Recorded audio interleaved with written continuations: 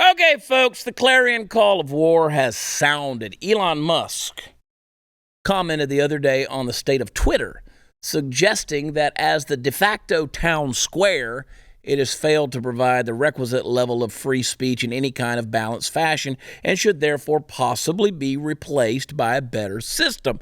The presumption, of course, is that either Musk would buy Twitter outright or else launch his own social media platform that would rival and one assumes eventually topple it.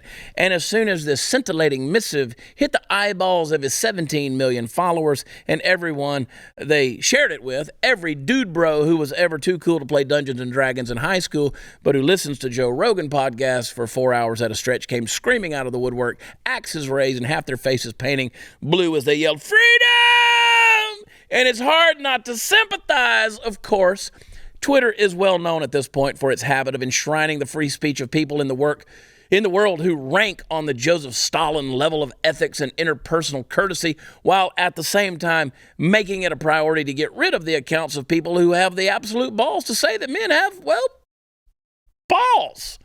Musk got a whole massive storm of responses, most of them in the positive. So then the question is, will he attempt to buy out Twitter and rebrand it, or is it this the parallel economy game? Now, I will say, if anyone was going to be able to pull that off, it would be Elon Musk. Now, I don't agree with everything the man says and does, of course not, and I think it's important for us to remember that he's not a conservative per se. He just holds some conservative views that can unite us, or maybe they're just common sense. And when it comes to the idea of a parallel economy, that might be one of them. I mean, this guy's already planning to get a colony founded on Mars and join it. Sayonara, suckers. I'm on the first ship out, maybe the second. We'll see if the first one crashes. I'm sure within our lifetimes, old boy's going to sit down in the newest version of a Tesla and just have SpaceX yeet him out past the moon. And I think yeet is what the teenagers still say. I don't know. Anyway, let's say that Musk does create a new form of Twitter. We're good for what? Maybe 5 years, maybe 10 before it all gets crappy and woke like the last one. So here's an idea. What if instead of doubling down on a social experiment that clearly didn't work and in fact did a whole lot to turn us into a bunch of tribalistic nitwits firing volleys in 280 character bursts at one another? What if instead we all went outdoors and got some sunshine? You know, a little vitamin D? What if we all took that age-old piece of advice and went and flew some kites? I like to fly kites a lot, and I can tell you that it's a million times better than being on Twitter or Musker or whatever we'd end up calling this same shit, different channel idea. Now, don't get me wrong. I'd love nothing more than to see Twitter go down in flames after the harm it's done in the world. I'm just not sure that rebranding it or even replacing it with something new is going to fix the problem, because the problem isn't what's on the screen. It's what's in the heart of the person typing. Even more than that, boy, it's what's in the head of the person typing. More specific still, it's usually what's not in the head of the person typing, which is namely a brain. And that is an insult worth tweeting.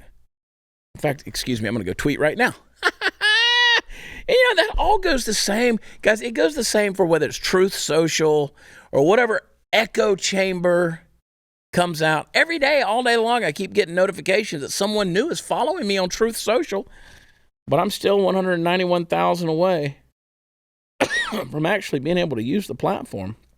Let's check it today. Nope. Still not on it. I'm not a number, but I'm still a number. 191,463. So, I don't know. Guys, what if we just went back to using social media as a tool?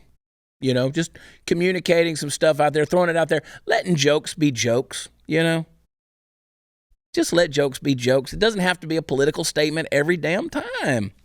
And you know what? The thing about it, Chris, is every now and then I try to... like on Sundays especially, I try to put up something that I'm just feeling about myself, right?